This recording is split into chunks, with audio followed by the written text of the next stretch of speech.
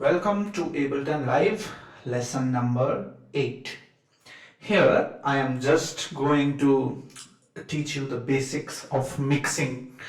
As we know, in this arrangement view, we can see our tracks in horizontal arrangement. From left to right, you can see how the time is flowing.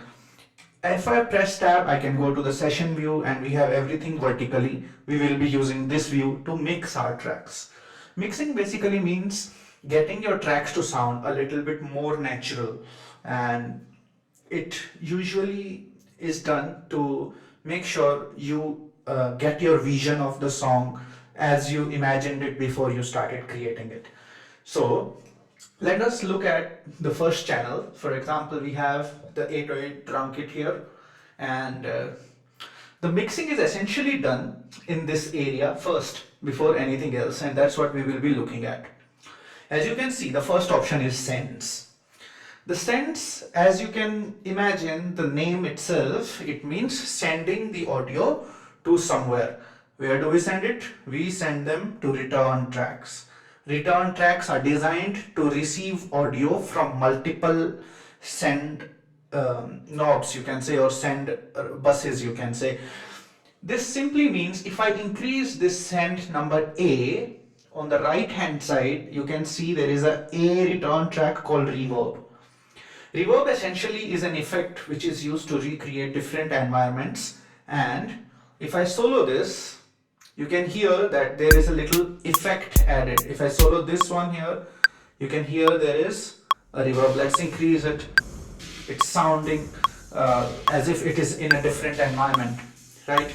If I unsolo this, I can manipulate this, bring it lower or higher. If I want to apply this to multiple tracks, which we very often do, we apply a common reverb to a lot of tracks so that it sounds like they are in the same room. I can use Command plus A to select all the channels that we have created and then increase the level of the sends. If I want them to return to basic value, the 0 value, I can just double click and everything will go back to the default value. I usually keep it under this area. When I'm applying a common reverb, at least I keep it almost at 25%. That's more than enough usually to get a common effect going on everything. It does create a big difference in your final recording. It brings all your instruments in the same room. If you can imagine that, I'm sure you will be able to understand what it does. Second one is, of course, just using the delay. The second one, the B, is better understood with a simple sound. So let's see which one do we have. Let's see which sound we can use. I have a bell sound, I think, that I'd like to use. So where is our bell sound?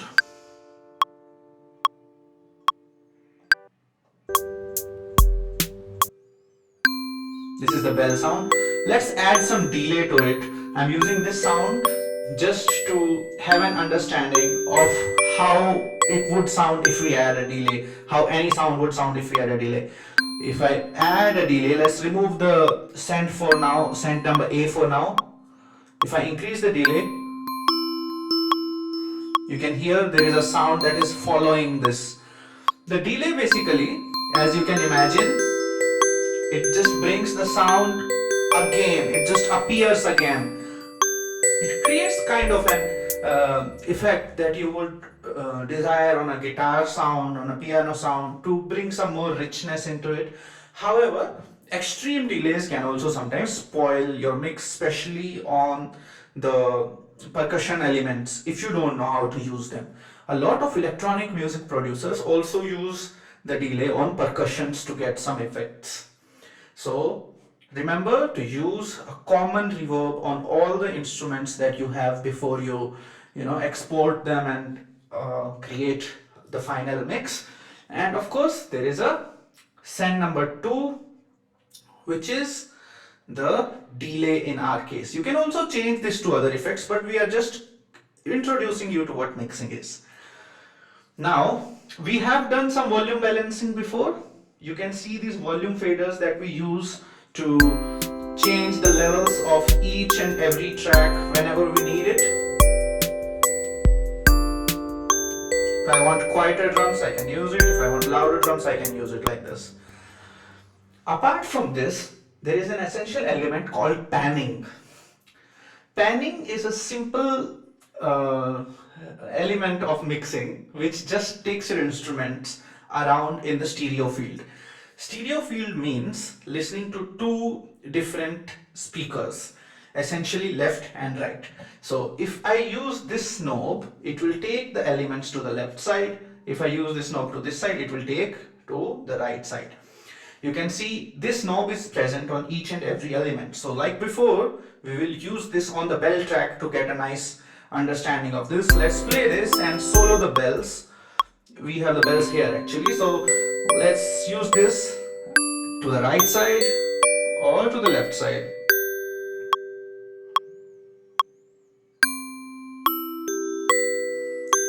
This is a very interesting thing. If you want a little width in your song, which is actually desirable, you must start using panning.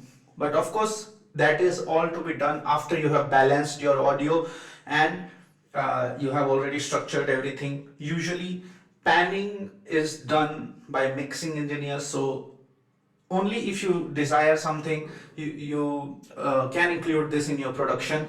But otherwise, stick to producing first, get better at producing. This is just an understanding of how things are going to be.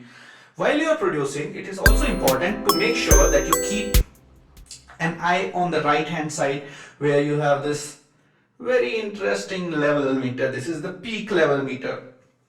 As you play this, if anything gets too loud, let's say I increase the level of everything, it will start turning red. You can see the peak level going red, right? And this turns yellow and tells you how loud it went. So if this kind of a situation occurs, you have to make sure that you decrease the level and you never clip it, right? This means clipping essentially means cutting the top end of your loudness. So it will take away some details out of your mix. We consider this effect as undesirable. If you are in mixing, we do use this effect slightly, but that is very minute and we handle it very, very carefully. In production, it is generally recommended that you do not clip your instruments at all. Make sure you have something which is very conveniently understood and there is no clipping in any of the channels that we create. I can see this one went too loud, so I adjust everything only to make sure that nothing is clipping.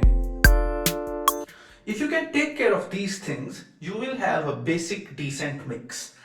Remember, using the sends and the volume faders will create a little bit of an effect. You can also change these effects. Let's say you want to change the reverb. You can click on this hot swap button and it will open up the effects directly.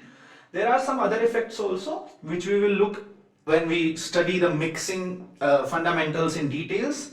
But for production, I think reverb and delay are more than enough for giving you a great understanding of what things are. You have some other reverbs also. As you can imagine, a hall would emulate hall. So if I put this here, now my instruments sound as if they were put in a hall. Let's solo the drums to understand it. This is how a hall would sound, right? And if we keep it in a, let's say, gym. If we put it in a gym,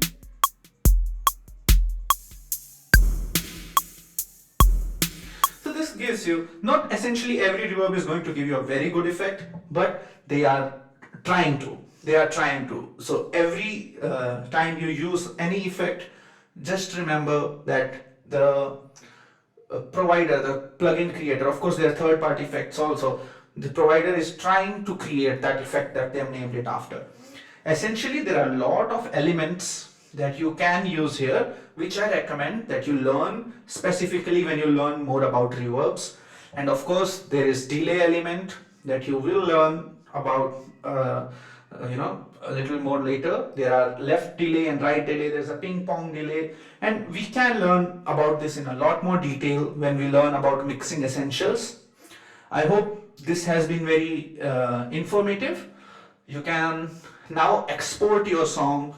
And let's move on to our final session and export. I hope you had fun.